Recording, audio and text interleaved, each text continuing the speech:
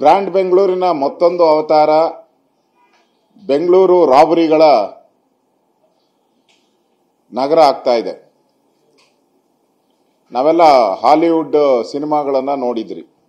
ಅಮೆರಿಕಾದಲ್ಲಿ ಹಿಂದೆ 2024ರಲ್ಲಿ ಬ್ರಿಂಕ್ಸ್ ರಾಬರಿ ಕ್ಯಾಲಿಫೋರ್ನಿಯಾದೆಲ್ಲ ಆಗಿತ್ತು. ಅದನ್ನು ಕೂಡ ಸೇಮ್ ಇದೇ ತರದ್ದೇ. ಅದೆಲ್ಲ ಸಿನಿಮಾ ನೋಡಿದ್ರಿ. ಇದೊಂದು ಸಿನಿಮಾ ಅಂತ ಬಿಟ್ಟಿದ್ರಿ. ಇಲ್ಲಿ ರಿಯಲ್ ಆಗಿ ಬೆಂಗಳೂರಲ್ಲಿ 7 ನಿಮಿಷದಲ್ಲಿ 7 ಕೋಟಿ. ಕರ್ನಾಟಕ ಸರ್ಕಾರ ಹೊಸ ಸ್ಕೀಮ್ ಅಂತ 5 ಗ್ಯಾರಂಟಿ ಇದೆಯಲ್ಲ, ಹಂಗೆ ಇದೊಂದು ಗ್ಯಾರಂಟಿ. 7 ನಿಮಿಷದಲ್ಲಿ 7 ಕೋಟಿ ಒಡೆಯರಾಗೋದು ಹೆಂಗೆ ಅಂತ ಹೇಳಿ ಕಾಂಗ್ರೆಸ್ ಸರ್ಕಾರ ಕರ್ನಾಟಕದಲ್ಲಿ ಜನಗಳಿಗೆ ತೋರಿಸ್ಕೊಟ್ಟಿದೆ. ಇತಿಹಾಸದಲ್ಲಿ ಯಾವತ್ತೂ ಕೂಡ ಬೆಂಗಳೂರಲ್ಲಿ ಈ ತರ 7 ಕೋಟಿ ದರೋಡೆ ಬೆಂಗಳೂರು ಜನ ಕೇಳಿಲ್ಲ. ಒಂದು ರೀತಿ ಭಯಭೀತರಾಗ್ಬಿಟ್ಟಿದ್ದಾರೆ. ಬ್ಯಾಂಕ್ಗಳ ಹತ್ರ ಹೋಗೋಕ್ಕೂ ಜನ ಭಯಭೀತರಾಗುವಂತ ಪರಿಸ್ಥಿತಿ ಬೆಂಗಳೂರಲ್ಲಿ ಬಂದಿದೆ.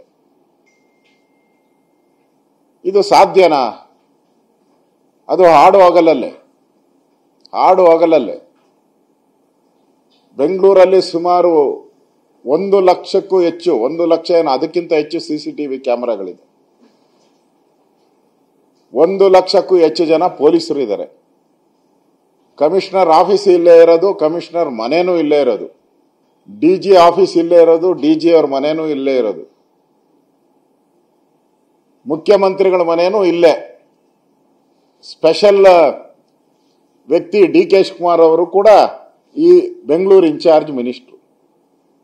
ಡಿ.ಕೆ. ಶಿವಕುಮಾರ್ ಬೆಂಗಳೂರು ಇನ್ಚಾರ್ಜ್ ಮಿನಿಸ್ಟರ್ ಆದಮೇಲೆ ಆಗ್ತಾ ಇರುವಂತ ದೊಡ್ಡ ದರೋಡೆ ಇದು. ಒಂದ್ ಕಡೆ ಕಾಂಗ್ರೆಸ್ ಅವರು ಹಗಲು ದರೋಡೆ, ಇಲ್ಲಿ ಡಕಾಯಿತರು, ಮತ್ತೊಂದು ಕಡೆ ರೋಡಲ್ಲೇ ಹಗಲು ದರೋಡೆ.